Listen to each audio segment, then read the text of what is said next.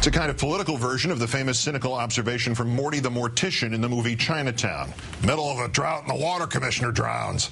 It's normally not effective to complain about coarsened, below-the-belt dialogue when the person voicing that complaint either abetted or launched that very kind of discourse. Nor is it particularly effective to assail name-calling by calling somebody names.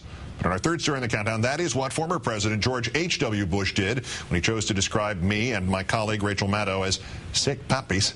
And it's even more unfortunate given the context of former president making the remarks on the eve of hosting President Barack Obama, who went to Texas A&M to laud Mr. Bush for his support of volunteerism and public service. President Bush had said that President Obama, quote, is entitled to civil treatment and intellectual honesty when it comes to critics. But in an interview with CBS Radio News, he had more to say about the tone of national discourse. Here it comes. I don't like it. I think the cables have a lot to do with it. I'm thinking back to when I was president, we got tons of criticism, but it didn't seem day in and day out quite as personal as some of these talk show people. And it's not just the right. There's plenty of people on the left. If you want me to name a couple of names, I'll be glad to do that for you. Go ahead. Keith Olbermann and Rachel Maddow. I mean, here's a couple of sick puppies. And the way they treat my son and treat anybody that's opposed to their point of view is just horrible. Former president also said his son had been treated obscenely. It's hard to imagine anybody more civil, less obscene than my colleague and friend, Ms. Maddow. And as I said when I called into her show on Friday night, it's easy to understand how the father of any president might have a blind spot when it comes to how his son was doing. But consider the pre-W days. In 1988, the first President Bush employed Roger Ailes as a political consultant, basically in charge of the media message. In so doing, Mr. Bush became the father of the process that took us to the place we are now. They were the men who ran the notoriously offensive race-baiting Willie Horton ad when Bush was running for president in 1988 against the Democratic nominee Michael Dukakis. And there was the scam on Dan Rather when then-candidate Bush pretended to be ambushed by then-anchor Rather. In an interview for the CBS Evening News, it was all prearranged by Mr. Bush and Mr. Ailes. And so the narrative arc goes right on through to the actual egregious non-news from Roger Ailes' Fox News. Aides of President Obama this weekend expanding on comments by White House Communications Director Anita Dunn that Fox News basically acts as a wing of the Republican Party.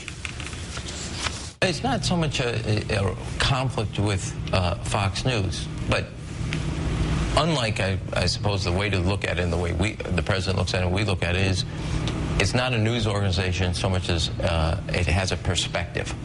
And that's a different take. The only argument Anita was making is that they're not really a news station. If you watch even, it's not just their commentators, but a lot of their news programming, it's really not news. It's pushing a point of view. And the bigger thing is that other news organizations like yours ought not to treat them that way, and we're not going to treat them that way. We're going to appear on their shows.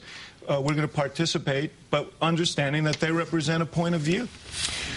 Let's bring in MSNBC political analyst Richard Wolff, also senior strategist at Public Strategies and author of Renegade, The Making of a President. Richard, good to see you. Good to be with you.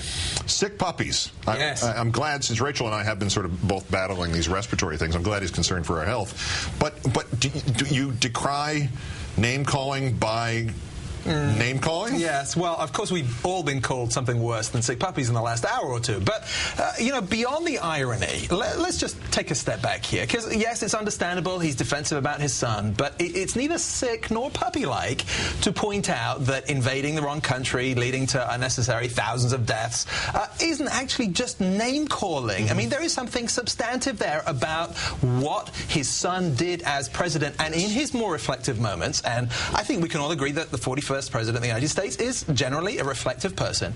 He should look at his own record in the Gulf War, the first Gulf War, and wonder why, not just because there were no cables in the same way, I guess he's not meaning underwater cables, but it wasn't just the public discourse that led him not to face the same kind of criticism. It's that he operated differently as president, his son took a wholly different path, and created a whole ocean full of sick puppies. Would you agree that there's no overstatement in this, that it was when he ran for president the first time to succeed Mr. Reagan.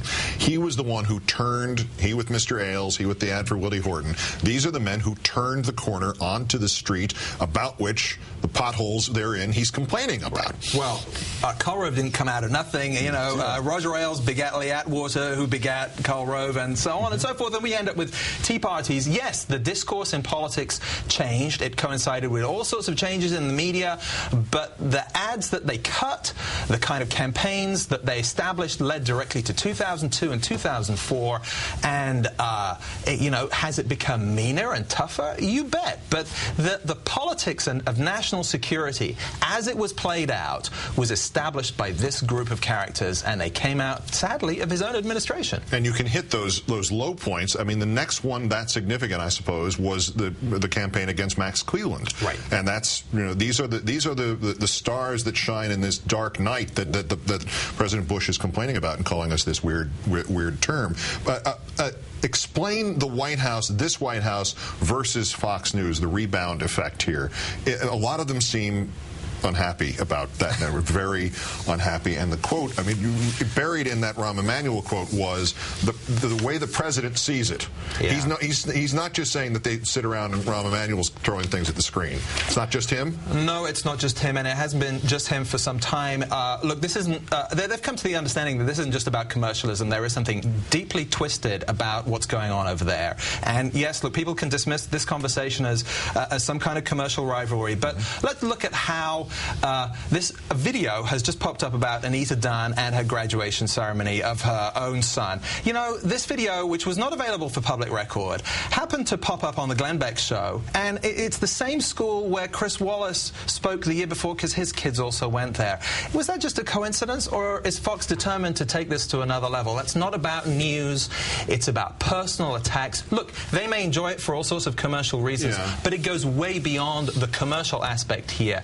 There is an unholy jihad going on. But what is it politically smart to invest that much in this out of the administration and the people who work in that building there and the other one over here, or did they just feel like they had enough? I mean, I'm not making any undue comparisons, but when I started down this path 6 years ago, it was because I had enough. I didn't know if anybody would, if I'd be laughed at for pointing these things out, or there would be financial gain in it or not. As it turned out, there was. It was there to say, hey, this is crap. Yeah. Well, is that where they've come to? I think there are two things. First of all, yes, they've had enough, but they also realize that they cannot reason with Fox anymore.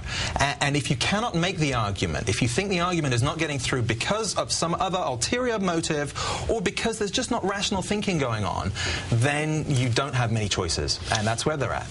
Richard Wolff, MSNBC political analyst and, of course, of public strategies as well. Good to see you again, my friend. Thank you, Keith.